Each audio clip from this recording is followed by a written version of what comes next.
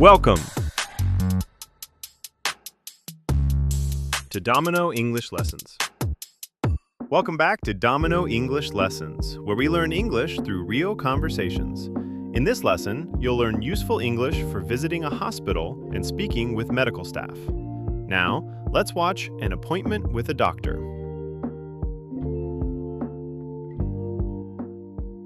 Good morning. How can I help you? Hello. I have an appointment at 10 a.m. Sure. Please sit in the waiting area. The doctor's office is next to the pharmacy. Thank you. Is the doctor in the room now?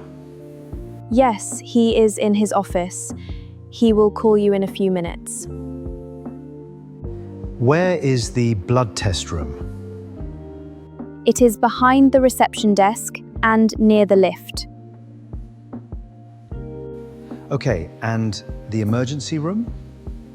It is in front of the main entrance and opposite the cafeteria.